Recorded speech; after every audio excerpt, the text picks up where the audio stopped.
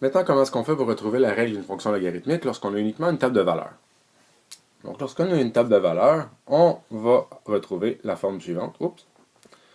Donc, y est égal à logarithme en base c de plus ou moins x moins h plus k.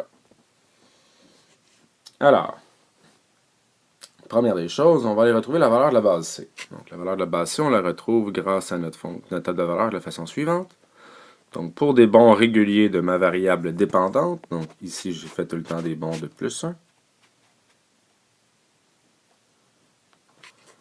je vais aller retrouver ma base avec le facteur multiplicatif. Donc, ici, je fais tout le temps des bons. Bon, ici, j'ai le premier bond de moins 2 tiers. Ensuite, je fais un bond de moins 2. Ensuite, je fais un bond de moins 8. Moins 6, pardon. Et je fais un bond de moins 18.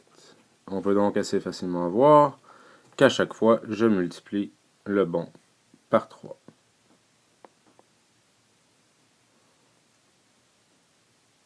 Donc ici, on peut dire la chose suivante, que c à la 1, le 1 ici vient des bons réguliers que j'ai fait selon ma variable dépendante, pardon. Et ça, c'est égal au facteur multiplicatif que j'ai ici. Donc ici, c à la 1 est égal à 3, donc on peut affirmer que c est égal à 3. Ensuite, on doit déterminer le signe à l'intérieur du logarithme. Donc, est-ce que ça va être un plus ou un moins? Donc, si la fonction est croissante et que la base est supérieure à 1, le signe est positif. Si la base est inférieure à 1, le signe est négatif. Si la fonction est décroissante, ben ça va être le contraire. Donc, autrement dit, si on regarde, est-ce que ma base elle est supérieure à 1? Mais ici, c'est égal à 3. Donc, oui, c'est supérieur à 1. Est-ce que ma fonction est croissante ou décroissante? Bien, ici, on regarde. Selon ma variable x, je fais tout le temps des bons négatifs. Alors que selon ma variable y, je fais des bons positifs. Donc, si les deux varient dans des sens contraires. Un est négatif, l'autre augmente et l'autre diminue. Ce qui veut dire que notre fonction elle est décroissante. Donc, si notre fonction est décroissante et ici que notre base est supérieure à 1, ça veut donc dire que le signe devant mon logarithme va être négatif. Donc, si je vais avoir y,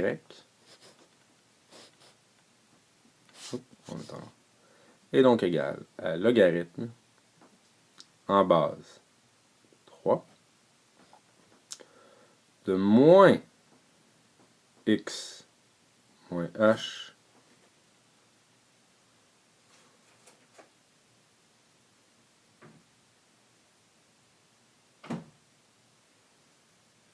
plus k.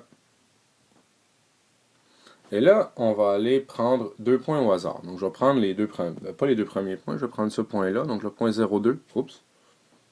Pas surligné en noir, c'est pas super le fun. Donc, on va prendre le point 0,2 et le point moins 2, 3. Et on va aller réécrire l'équation de cette façon-là. Donc, dans la première équation, on va donc avoir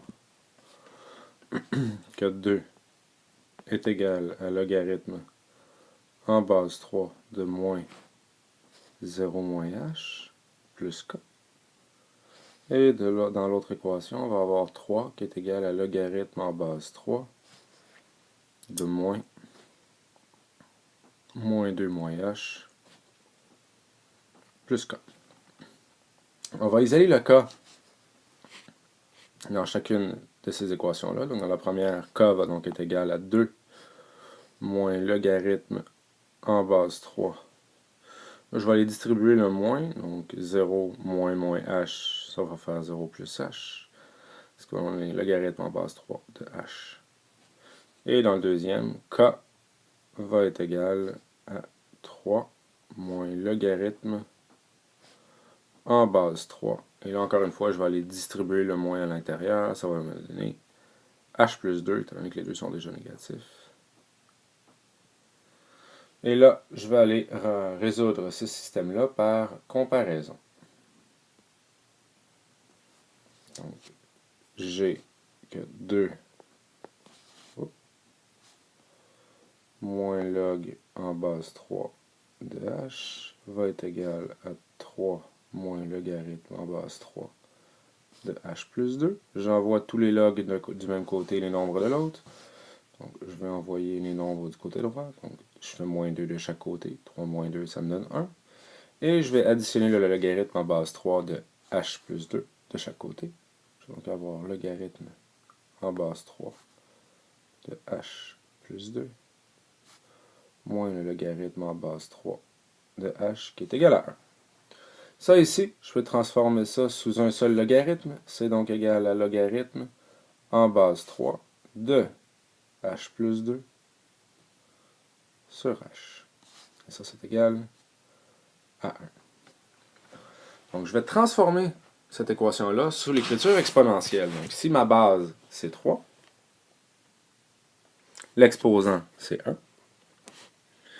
et la puissance ici, c'est h plus 2 sur h. Et je vais tout simplement effectuer le produit croisé. Donc ici, je fais le produit croisé.